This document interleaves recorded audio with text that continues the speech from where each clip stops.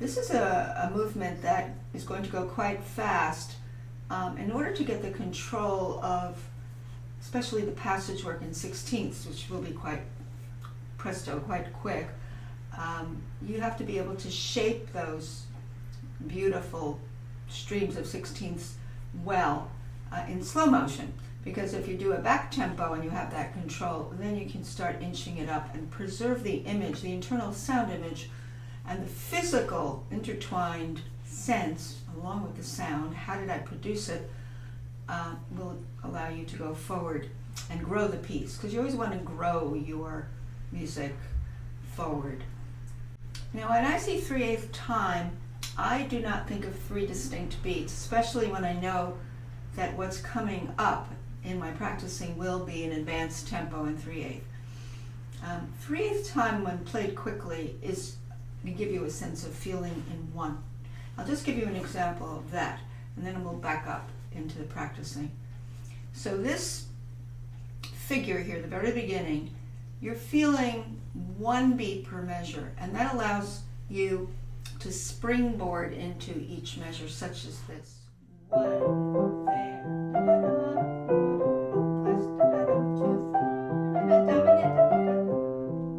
You can see there's a nice flow to that. There's almost little circles going through every measure, not 1, 2, 3, 1, 2, 3. Now, when you first practice this piece, and you may want to count out your 3 beats, what I would suggest is that you think of the first beat as the prominent beat, and the other 2 beats as falling out of that prominent beat into a lighter second to a lightest third beat. And I'll give an example. And this is what students struggle with, because they tend to play these third beats very loud, and it distorts the shape of this particular motif or germ cell of the piece. And what you try to do is lean up less to there, pull back down, less, 1 or 2, less, 1, 2. What's very interesting is I don't want to actually accent every downbeat, or it wouldn't sound right, because the way the music is slurred in the second and third measures is there's more notes under one slur. The very first measure has just a slur over 3 of the notes. The 4th note is by itself.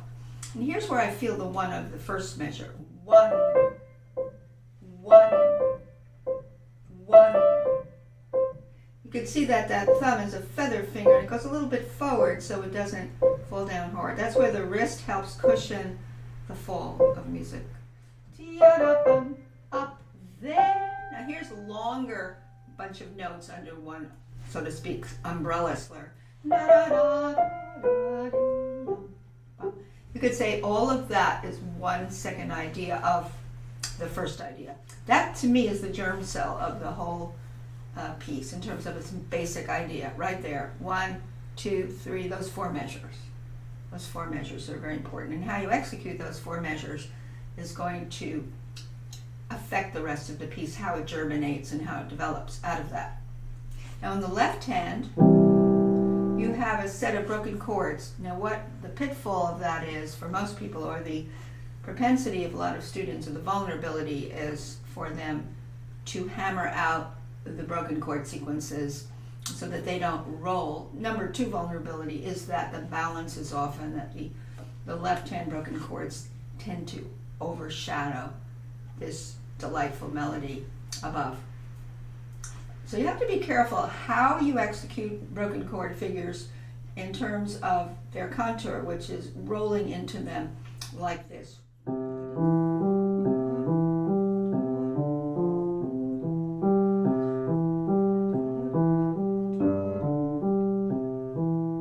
And the interesting thing is, sometimes when you have the same figures next to each other, like C, E, G twice, it may happen that you will not play the second pair of C, E, Gs the same way as it sounded like I did now. And what will probably govern that is its interaction with the right hand. Now, the right hand is the star.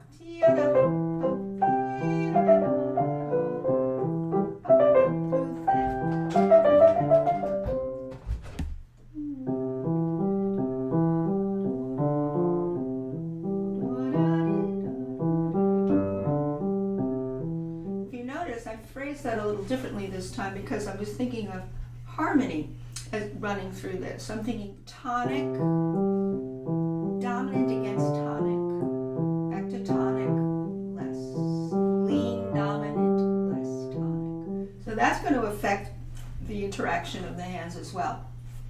If you put it together, and this is a medium tempo, I'm going to show you what I do.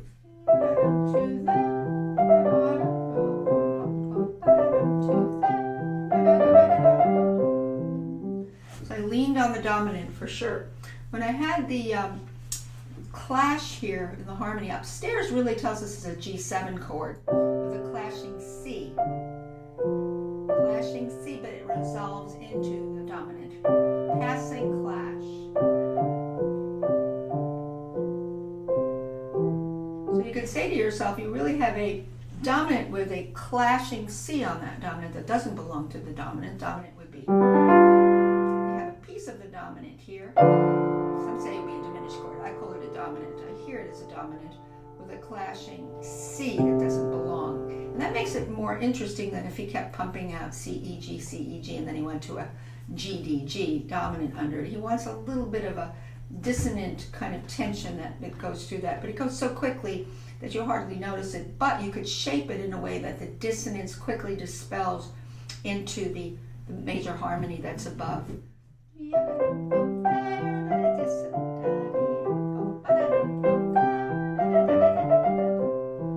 it was interesting because intuitionally I felt like leaning a little on that dissonance so that I could lift my arm weight off on the remaining 2 eighth notes in measure 4. Now what comes next, you've already practiced that, and now you're just playing it bigger. Now how you get it bigger is arm weight.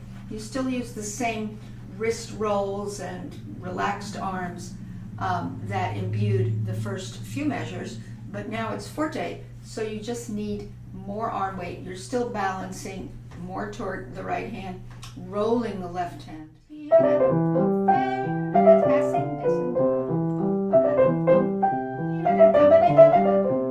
Now what you have to be careful with here, when you have this little bridge arpeggio that's leading to a second idea, you could call it a part B if you want. So after you finish this dominant leaning, don't make this loud. A lot of students will say, it says F all the way through. And as I said before, if you read between the lines and you see these kinds of things, you don't want to hammer that out because it's part of the cadence that just preceded the dominant to tonic, G chord to C chord. Resolve it. You don't want to slam down on that C. And that's what a lot of students do. They see, oh, it's been forte through these last few measures. Why shouldn't I not have a big crashing C and a crashing arpeggio that's part of the overall dynamic that's marked? But that is contradicted by the harmonic intuition that you have, which is dominant, tonic, and I'm finishing a phrase, so I drop my voice. Now, how do you do that technically? I'm going to go slowly.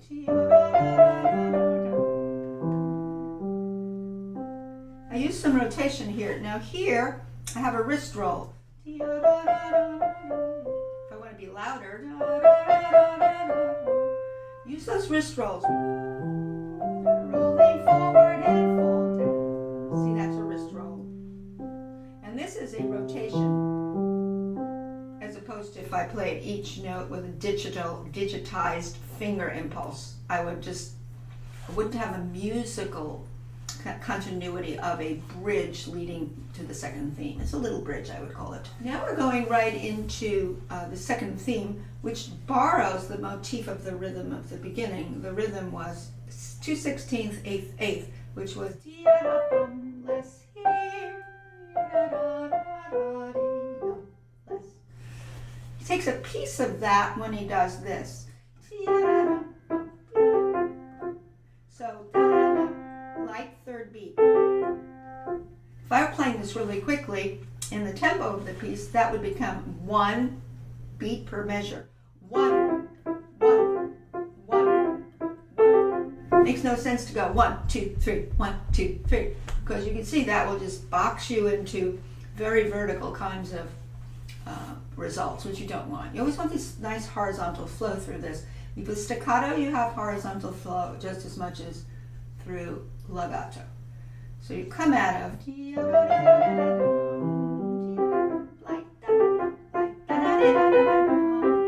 again. Now you see forte there, but if you do forte for both those measures, here's what it's going to sound like. You know that's not musically sensible, because what you have here is, I say a diminished chord, but it's really dominant. If you have the G, you have a dominant chord. It's the sense of the dominant chord with a clashing C, which he likes to do, and that is giving you that clashing measure. But you don't want to get so soft that the next measure you can't come down lower to a P, and that's where you have to learn to control your dynamics, so that you raise up the forte, you raise up the resolution. Actually, the resolution measure, I raise it up, but it still has to be less than this. Less, but I still have sound. Now I can go way down. What did I do here? I borrow from the beginning idea, roll less. That's so important to make that last, so to speak, third beat, the lightest beat, all through. And that's really going to help the whole movement if you are aware of that. So back to.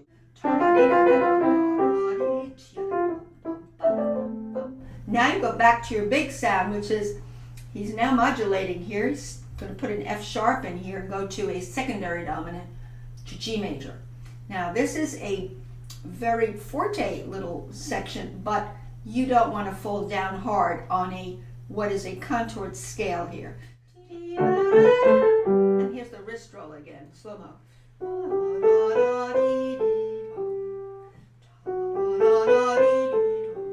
More dead weight for forte. I always tell students, play it soft first with the shape you want. A little more. Most. Notice how I don't come slamming down on that cadence there, because this is a dominant to a tonic in G major. You see we're using 1/5 there, or you can use 2/5. Let's use 1/5. And that's what it is, because he doesn't end with a staccato G, but he has staccatos in the left hand, so that's another issue. So make sure you lean and then less staccato, lean and then less tonic. Travel ahead of yourself over the rest. Now he has a series of scales going up with mi, fa, sol, and coming down. And what you want to do there is roll into the scale. Roll in. When you see B, C, D, you want to go da-dee, da-da-dum, da-da-dum, da-da-dum. Roll through there, da-da-dum. That's where you want to go.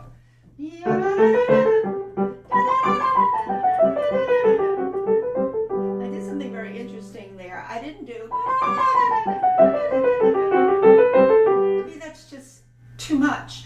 I want to kind of contour this in a way that it's more musically interesting, and I still preserve the overall dynamic, and that's called reading between the lines. For me, I would go. If you stayed with a forte, that would be okay too, because you get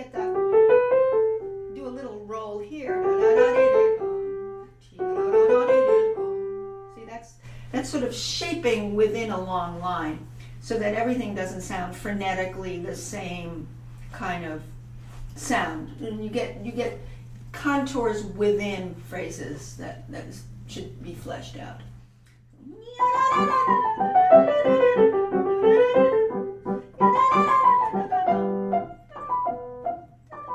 This is a fun place. This is such a fun place, and it has to be so tactfully done, because he's suddenly, after this long spill of 16th, he's suddenly doing little fragments of what happened before, like this.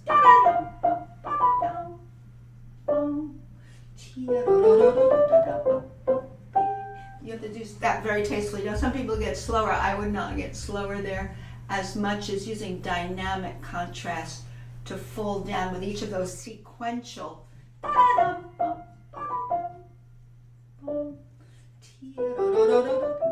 Very playful, very playful. You have to think playfully there, so you don't get these hammered out, 2/16, eighth again. Nothing can be hammered out through this. It's a very charmingly beautiful movement. So I know I'm going over a lot of things twice, but in one's practicing, one does a lot of experimentation. One backs up, one tries this, tries that, see what works. You can't always tell a student it's only one way, but you can explain what the harmony is doing, where the cadences are, where they might be suggested crescendo, where you have lots of notes going up with a stream of 16ths and you want to swell them out a bit. How you want to enter a stream of 16ths. All those things you can guide a student to do. But they can have a little bit of their own imagination infused too. And you want to encourage experimentation always. So this is the tricky part, where he comes out of this. This is the softest statement of the original idea, by the way. So you have to say to yourself, what is the softest dynamic I could use without it disappearing on me, under my hands? And that has to do with your piano and its action and its leverage, and what is your most forte dynamic in a piece, and what type of arm weight you're using, and what is your medium level of a piece in MF, what is your P level in terms of your arm weight, and what can you control in terms of your double P. So if you get too soft in leading up to that measure there with the very soft, I think it's measure 35 is the softest return. To recap, you could say at the A section at the beginning, you have to know how soft you can play without it disappearing under your hands. So you gauge that from your experimentation. Let's see.